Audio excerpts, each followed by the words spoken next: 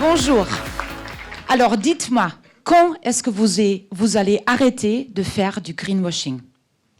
Et oui, vous en faites tous. Tous les jours, tous ensemble, nous détruisons notre planète et nous contribuons avec notre action, notre mode de vie et notre métier à accélérer la plus grande crise environnementale que l'humanité a rencontrée, le réchauffement climatique, la pollution d'air, l'extinction de masse et la perte de la biodiversité. Je m'appelle Mirella Orlovic et moi-même, je contribue à faire du greenwashing. Je suis depuis 15 ans dans le métier de marketing et digital, dans le secteur de la beauté et du luxe. Et comme j'ai dit moi-même, j'ai contribué à faire du greenwashing. Quand je me suis rendu compte, il y a quelques années, j'ai créé la communauté Urban Masters. C'est une communauté B2B et B2C pour détoxifier nos modes de vie et notre métier. Le greenwashing, c'est quand on peint quelque chose, on change la couleur, on le rend vert sans vraiment changer le modèle. On fait croire aux consommateurs que notre produit ou notre service ou notre marque est devenu éco-responsable ou bien. Le greenwashing existe depuis des années, depuis toujours, depuis que le marketing existe, mais ce terme a été utilisé pour la première fois dans les années 80, quand l'hôtellerie était accusée d'encourager le consommateur d'arrêter de changer les serviettes tous les jours pour des raisons écologiques. Il y avait des grands doutes qui disaient tout ça uniquement pour des raisons de profit, et pas pour les raisons de vraiment contribuer à sauvegarder de l'eau. Le greenwashing, il a eu son sommet en 2010. Là, je vous présente un chiffre assez impressionnant de chercheurs de Harvard Business Review qui ont constaté qu'en 2010, 95 produits étaient greenwashés, donc apparaissaient plus green, plus éco-responsables qu'ils ont été vraiment. Aujourd'hui, en 2019, le greenwashing existe toujours. Il est devenu plus subtil, mais c'est ça aussi qui le rend plus dangereux. Et, comme j'ai dit, nous contribuons tous à faire du greenwashing, si on les veut ou pas, si on est consciente ou pas. Le greenwashing, il y a plein de différentes plein de différentes possibilités. Il y a des mots, il y a aussi tout ce qui n'est pas dit, et évidemment, il y a toute une partie du greenwashing qui est visuelle. Vous faites du greenwashing plein de fois dans votre vie quotidienne et dans vos métiers, et je vais vous montrer quelques exemples pour vraiment rendre compte pour ceux qui ne sont pas conscients, qui contribuent tous les jours à faire du greenwashing. Donc, un exemple, c'est à chaque fois qu'on ne vérifie pas les sources, vous faites du greenwashing. J'ai un exemple ici de L'Oréal qui a lancé en 2018 la marque Seed Phytonutrition. Ce packaging-là et le claim zéro compromis, c'est du greenwashing. Pourquoi? Évidemment, ce packaging, c'est vraiment une très très belle avancée pour réduire le plastique et pour aller dans la bonne direction. Ce packaging a réussi à avoir 60 à 70% de moins plastique que dans une bouteille de shampoing normale. Donc c'est très beau, c'est une belle avancée. Par contre, par an, on vend 200 millions de bouteilles de plastique, bouteilles de shampoing. Si dans chaque bouteille, il reste quand même encore 30 à 40% de plastique, c'est trop. Le plastique, malheureusement, c'est un ingrédient extrêmement nocif pour notre écosystème. Notre recyclage aujourd'hui, les taux de recyclage en France sont encore très très loin d'être bien. On recycle uniquement 5% de tout ce qui est jeté. Et même ce qui est recyclé ne rentre pas dans un cercle de recyclage infini. Assez rapidement, le plastique, malheureusement, devient inutilisable, il devient la poubelle, il se dégrade malheureusement jamais et rentre en forme de microplastique, par exemple, dans notre écosystème. Ce claim zéro compromis est donc clairement dangereux parce qu'il fait croire à notre consommateur que tout va bien, on y est arrivé. Il ne faut plus aller plus loin, les solutions sont là, on a trouvé la bonne voie. Eh bien non, on est au juste début. Il va falloir qu'on s'accroche et qu'on y va beaucoup plus loin et qu'on y va tous ensemble.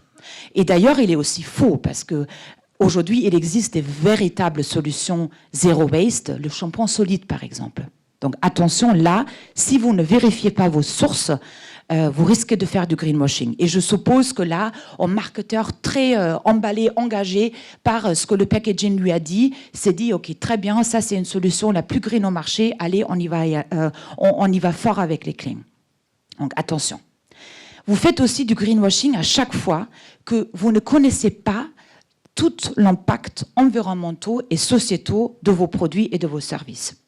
L'exemple ici, c'est Evian, qui est de retour en 2019 avec leur campagne mythique des bébés et des bouteilles en plastique. On a parlé tout à l'heure que le plastique, c'est dangereux parce qu'on n'arrive pas vraiment à le recycler, à le réutiliser. Mais il y a autre chose. Aujourd'hui, il y a un grand doute sur l'impact du PET sur la santé. Il y a des chercheurs qui sont assez inquiets et qui disent que par an, nous consommons 200 000 de microparticules de plastique. Dans notre corps, on n'est pas encore vraiment sûr qu'est-ce que ça fait. En tout cas, ça semble perturber les hormones. Et tant qu'on n'a pas une vraie visibilité sur l'impact environnemental, sociétal et santé de la plastique sur notre corps, cette campagne est dangereuse et du greenwashing. Ensuite, vous n'êtes pas cohérent, vous faites du greenwashing. Ça veut dire qu'à chaque fois que vous faites des bonnes choses, mais vous ne le faites pas vraiment ancré dans une stratégie de sustainability dans le long terme.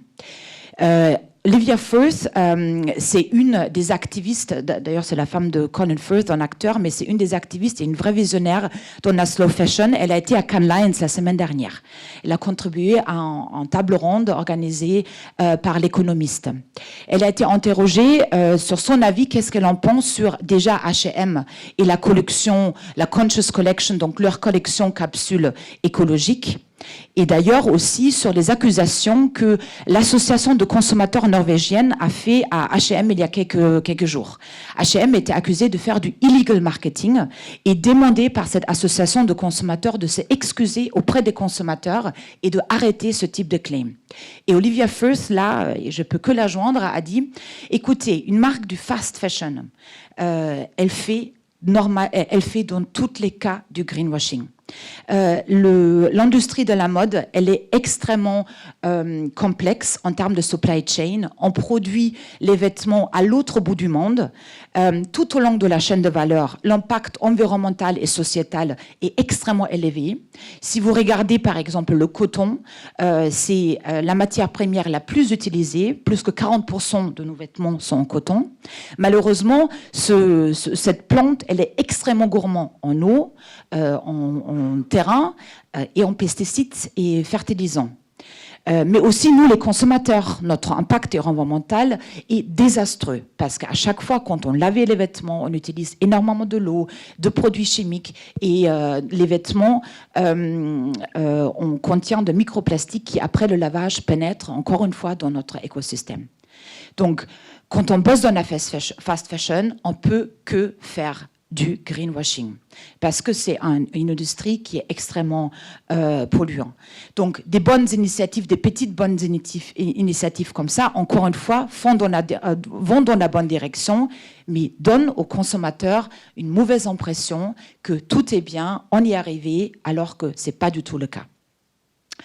Ensuite, à chaque fois, quand vous choisissez des partenaires, même si vous êtes de plein bonne volonté, mais si vous ne choisissez pas de partenaires tout au long de la chaîne de valeur qui partagent les mêmes valeurs, vous faites du greenwashing. L'exemple de Nike que Sandrine a mentionné, c'était un des grands gagnants des Cannes Lions la semaine dernière. Et en effet, Nike, depuis avoir été accusé il y a quelques années de la part de Greenpeace, a fait énormément de progrès. Malheureusement, en vendant ses produits sur Amazon, Nike fait du greenwashing. Jeff Bezos, le CEO de Amazon, est malheureusement traditionnellement pas présent sur la domaine du green. Il a été motivé en mai par ses employeurs de finalement montrer la direction d'établir une vraie stratégie de sustainability. Son succès, il n'a pas répondu. Donc ses employeurs, malheureusement, malgré toute la pression, ont rien vu venir de Amazon. Et Nike, en vendant ses produits sur Amazon, contribue et soutient l'impact environnemental négatif de la part de Amazon sur la planète. Ensuite, à chaque fois, quand vous réfléchissez court terme, vous faites du greenwashing. Là, je vous montre un exemple de Tropicana, très récent, il y a quelques jours, qu'ils ont annoncé qu'ils vont passer du carton en briques à des bouteilles en plastique. Donc là, je vous avoue, je ne sais pas trop ce qui est passé par leur tête. Ils ont dit qu'ils ont écouté leurs consommateurs et que leurs consommateurs veulent avoir de la transparence. Du coup, ils ont choisi d'avoir des bouteilles qui sont transparentes pour voir la couleur du jus. Alors écoutez, si vraiment c'était le cas et il n'y avait pas de raison de profitabilité, c'est très bien, mais assez rapidement, le consommateur va leur demander de changer à des solutions vraiment écologiques. Et donc là, très clairement, le short-termisme et du greenwashing. Et finalement, à chaque fois qu'on vous initiez le consommateur à acheter des produits dont ils n'ont vraiment pas besoin, vous faites du greenwashing. La surconsommation, les chiffres sont clés. Il y a tous les jours, on est exposé à peu près 5000 de pubs et on achète en conséquence 2 fois plus qu'il y a 50 ans. Et cette surconsommation, ce qu'elle fait, elle nourrit les problématiques que nous avons environnementaux et sociétaux. Donc les premières marques ont commencé de boycotter par exemple les key selling periods comme le Black Friday parce que l'impact est désastreux et sachez que vos marques parfois ne disparaissent jamais, ils laissent les traces.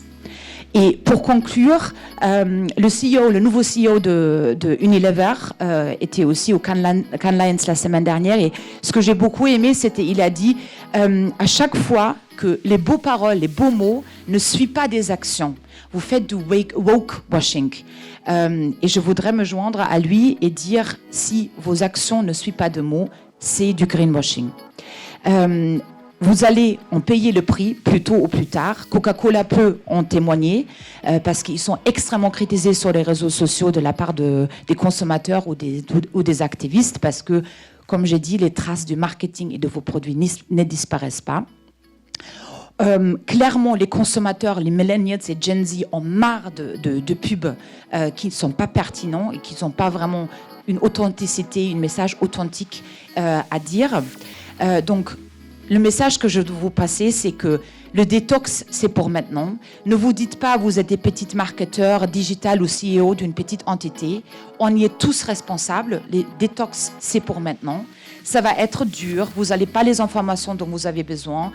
Vous allez avoir besoin de l'aide pour collaborer avec les partenaires tout au long de la supply chain, peut-être avec la tech pour y arriver, installer le processus, avoir les informations dont vous avez besoin. J'ai une start-up qui peut vous aider avec ça. Et arrêtez de faire du greenwashing, commencez du good doing. Vous le valez bien, la planète aussi. Impossible is nothing, donc just do it. Merci beaucoup.